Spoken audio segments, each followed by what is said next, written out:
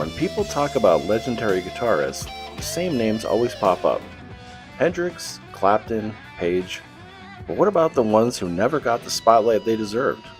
Today we're counting down 10 underrated guitarists who shaped rock in ways many fans don't even realize.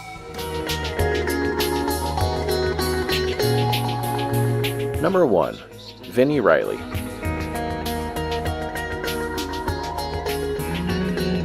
Vini Reilly, from the Durutti column, is often called the most underrated guitarist of the post-punk era.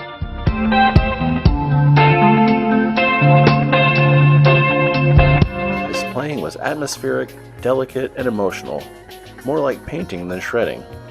While everyone else chased speed and volume, Reilly carved out a unique space with minimalism and texture. Maybe, just maybe, if he had been born in the US instead of Manchester, he would be a household name by now.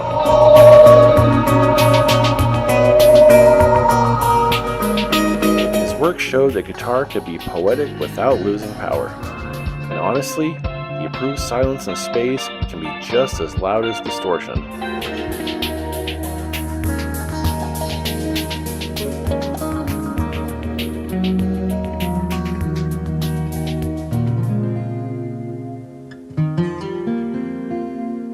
Number 2. Phil Keaggy.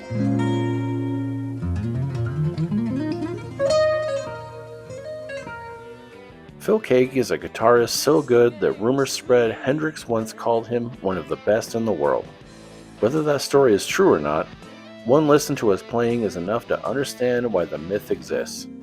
Keaggy blended rock, blues, and Christian music with jaw-dropping technique and deep emotion.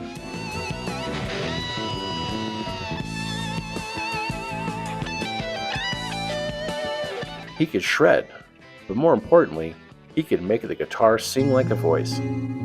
Personally, I think he's proof that fame isn't always equal to talent. And it makes me wonder, how many other Keaggys are out there hidden in plain sight?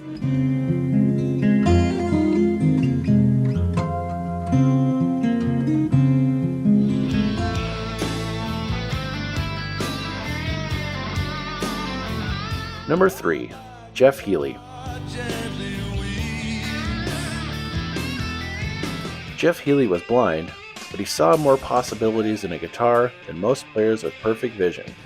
He played with the instrument flat on his lap, bending strings in ways no one else dared. His blues rock style was fiery, emotional, and unforgettable. Watching him play felt like watching someone reinvent the guitar in real time. The man turned what others might call a limitation into pure innovation. And that's why I'll always call him one of the true unsung heroes of rock guitar.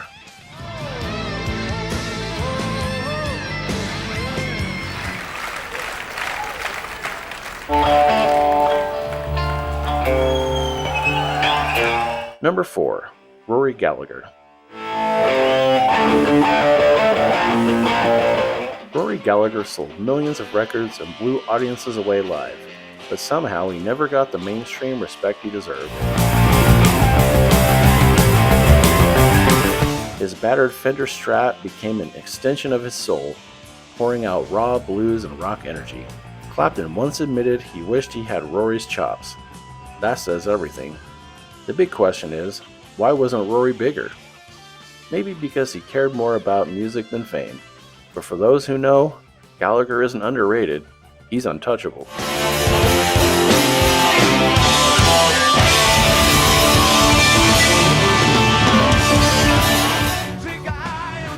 Number 5. Mick Ronson.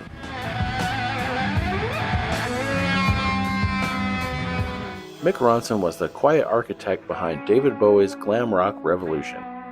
While Bowie stole the spotlight, Ronson crafted the sound with sharp riffs, soaring solos, and lush string arrangements that gave the music its drama.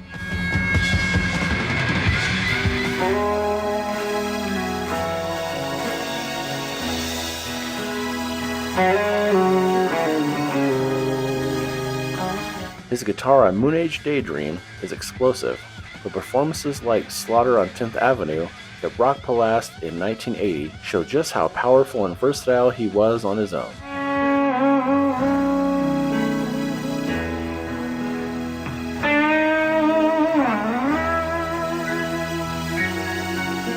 fascinates me is how he blended hard rock power with orchestral elegance, something very few guitarists could pull off. Outside of Bowie's shadow, he worked with artists like Lou Reed and Ian Hunter, but his name still doesn't get shouted loud enough.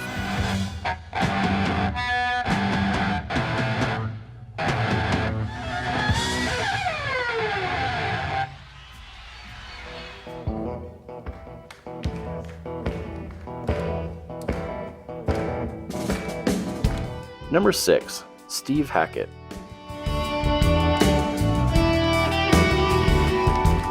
Before Eddie Van Halen made tapping famous, Steve Hackett of Genesis was already experimenting with it.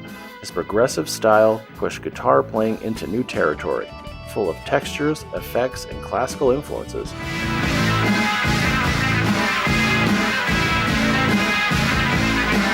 People often forget how groundbreaking his work in the 70s really was. If Genesis had stayed more guitar-driven, would Hackett's name be alongside Page and Gilmour today? For me, his playing is like stepping into another dimension, and that's what prog rock was always supposed to be.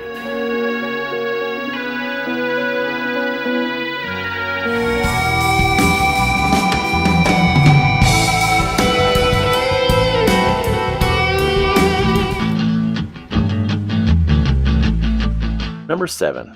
Terry Kath.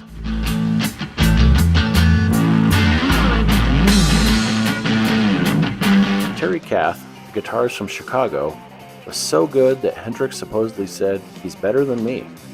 Listening to songs like 25 or 6-4, you realize Hendrix wasn't joking.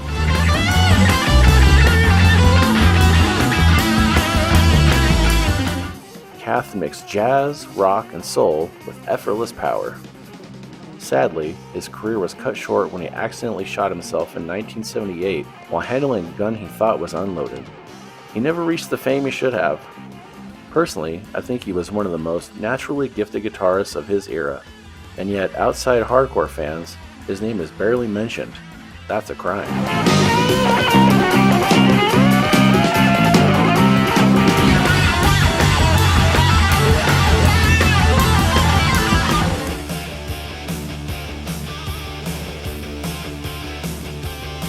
Number 8. Gary Moore. Gary Moore could do it all. Hard rock, blues, even metal, and do it with insane emotion. His solo on Still Got the Blues can break your heart in seconds. Despite his talent, he never received the same recognition as other legends.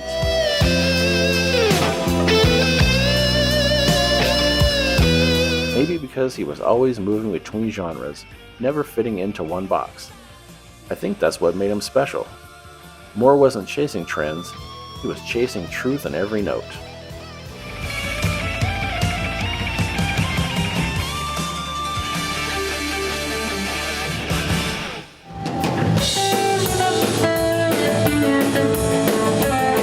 Number 9. Robby Krieger.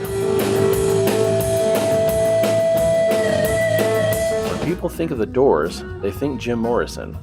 But Robby Krieger's slide guitar was the secret weapon that gave the band its unique sound. He wrote classics like Light My Fire, yet often stood quietly in the background. His flamenco influences and unconventional style made him stand out in the 60s scene.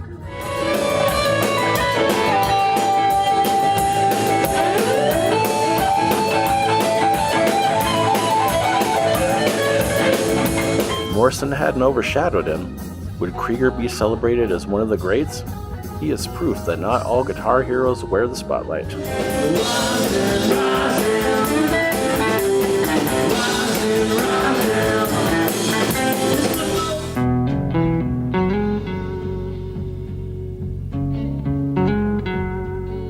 Number 10. Peter Green.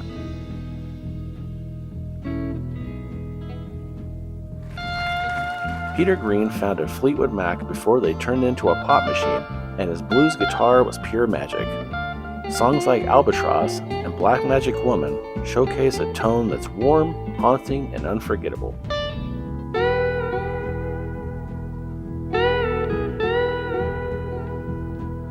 He could make a single note cut deeper than 1,000 flashy runs. Sadly, his struggles with heavy LSD use and a later diagnosis of schizophrenia pushed him away from the spotlight just as his career was taking off.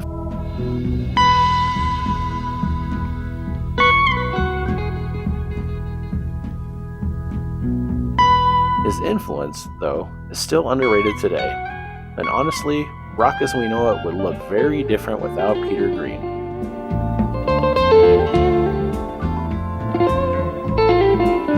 So here they are, 10 guitarists who never got the credit they truly deserved. Each of them expanded the language of rock in their own way, even if history books often skip their names. Maybe it's time we start rewriting those books. Which of these underrated legends is your favorite? Don't forget to subscribe and see you in the next one. Rock on!